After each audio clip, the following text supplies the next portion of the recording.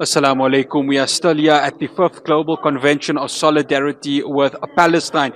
Now, what we have seen over the last few weeks is a number of protests that have been happening, and many Orthodox Jews and its rabbis have been taking part in these protests for the people of Palestine. And I'm joined by a rabbi who's made it all the way from New York City. I'd like to welcome Rabbi Dovid Weiss. Rabbi, shalom. Thank you so much for joining us. Rabbi Dovid Weiss. I'm from New York. Yes. New York State. Yeah. And I lived in New York, and basically I've come with a colleague who's 5 generations Palestinian. Because it's critical to come out here, because the world is watching complacently, silently, watching the slaughter, the mass slaughter of the people of Gaza. And we as Jews are just beyond words. The pain,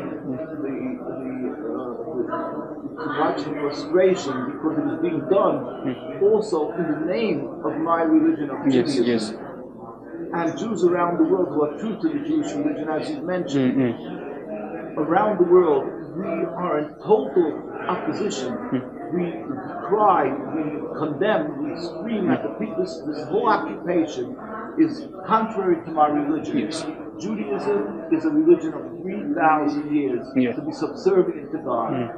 A movement started 150 years ago around of Zionists. These were non-religious Jews, and they wanted to transform my religion from subservience to God to nationalism. Yes.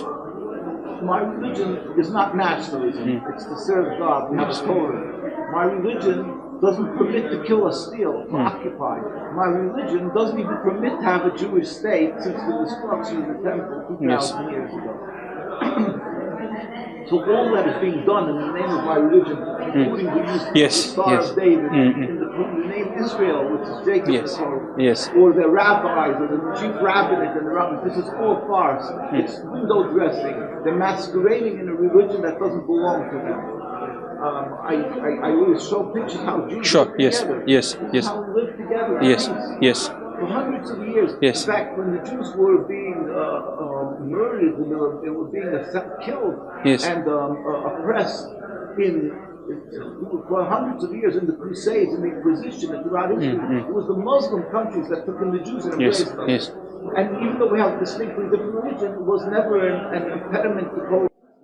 So we are thankful to the Muslim. We have to show thanks. So now they're coming along. As soon as they started coming in the 1900s, 1890s, the chief rabbi at that time, again, nothing with the Zionist rabbinate. The chief rabbi was Rabbi Sonnenfeld. He pleaded he met with the king of Transjordan. He said, this is not our will. This is not what we want. We have nothing to do with this. When he passed on, the next chief rabbi was Rabbi Dushinsky. Rabbi Dushinsky was the chief rabbi of the God-fearing community. He pleaded with the United Nations. It's the United Nations documents. He said, we furthermore wish to express our definite opposition to a Jewish state in any part of Palestine.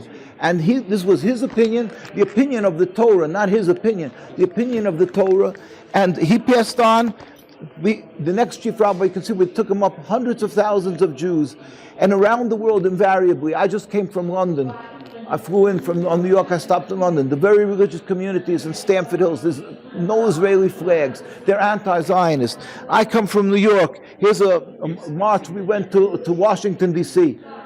Tens of thousands of Jews telling Netanyahu, Bibi Netanyahu, and the state of Israel does not represent world Jewry. Israel has no right to rule over any part of the Holy Land. So this is the view of the religious Jews. It's totally antithetical to our religion.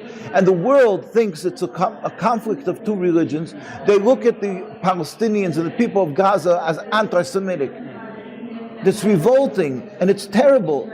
It's a crime beyond words, because they dehumanize them so far that there's a mass slaughter. So we dare not be silent. That's why we go around the world to tell the world you're being conned, you're being maliciously fooled by a group of people that have a selfish ambition for a state. But it's wrong, it's totally wrong. And their claim, their accusation of anti-Semitism, they are the ones who are anti-Semitic. Because just think about it, since their movement came to the Holy Land, not only tens of thousands of Palestinians that died, and not only the Jews that they're busy beating up because they demonstrate against them, killing, assassinating, beating up in the streets of Jerusalem, in the streets. Unbelievable what they're doing. We're never militant. But just for their cause, in their army and their people, how many Jews of their people, the Zionists, died? Tens of thousands through the wars. So they're the cause of death. They're the cause of death and suffering and friction, hate around the world and in Palestine. They are anti-Semitism personified. They are what is anti-Semitic. Yet in the world, the Western world, and many people buy into what they're saying, that the Arabs hate the Jews because they had the mic in their hand for 75 years, for 50 years at least. But it's totally false. It's totally false. Anybody who will take the time to look at history will see that the Jews lived in every Muslim country. The only change is the introduction of Zionism. That's where all the problems started. So anybody with simple logic, that God gifted everybody with, they will understand that it's Zionism that's causing the problem. It's insulting the base common sense of the world when people buy into that and say, yes, the Zionists are right, because it defies everything that's common sense. And that's why I want to touch on it, Rabbi, because you mentioned the Nakba, right? The Nakba happened in 1948, but 4 years before, was the Holocaust at the hands of the brutality and the evilness of Adolf Hitler. How could, in a space of 4 years, those who were the victims of the Holocaust now perpetuate something very similar to what had happened in the Nakba? You know, my grandparents were killed in Auschwitz. My father escaped from Hungary when the Nazis came in. The majority of my mother's family, they all perished, all our families. We know the Holocaust. Zionism didn't start at the time of the Holocaust. Zionism was 50 years prior to them. They were a movement that totally moved away. They estranged themselves from God, so they don't have God's morals. They don't have the godliness and the morals and they have an ambition. Their ambition was way before Hitler, and we have a lot to talk about that they colluded with Hitler, because the Nazis wanted the Jews out of Germany, and the Zionists wanted them also out to go to Palestine to build their land. So we even actually published, there's a lot of books that are published about this. We published a book called The Holocaust Victims Accused. I carry around these books with me so they get very dog-eared. But here you can see the Holocaust Victims Accused, where we show documents on documents how the Nazis colluded at the beginning with the Zionists. In fact, they closed all the Jewish newspapers except the Zionists. They left open. Then later, when the rabbis wanted to work, they said, our tradition is that when somebody wants to do harm to us, we pray to God, and then we try to placate them. They tried to approach Hitler, and the Zionists didn't they stopped them. How did they stop them? There was even a Rabbi Weissmandel, but this is a long issue. Rabbi Weissmandel, Rabbi Michal Ber Weissmandel of blessed memory, was from Hungary, and he went secretly and met with Eichmann's henchmen, and they made a deal because the Nazis came in 1944, 1945 to Hungary and Slovakia. And he said, you see, it's writings on the wall that you're losing the war, he told the Nazis. Sell us the Jews. And they agreed. And for a short period, they stopped killing the Jews in Auschwitz because they said they gave this Rabbi Weissmandel time to bring a massive amount of money. This was secret deals. The Zionists, he went to Zionist organizations and they refused to give him money.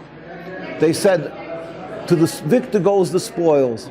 They said the more the people that are going to die, the more people they're going to give to the victor. The allies are going to have got property they'll give them. So they stopped him saving Jews. So they worked with the Nazis. So you can ask the question how it's possible for them to do. If you buy into evil, you lose all your perspective, what's right and what's wrong. The Jews who suffered by Hitler, there were Zionists also who wouldn't do the crimes that they did. But the group, the Zionism, they perpetrate the crimes. The Jews around the world who suffered at the hands of the Nazis these aren't, as a whole, the ones who are perpetrating the crime against the Palestinians. It's a group of people that was created, this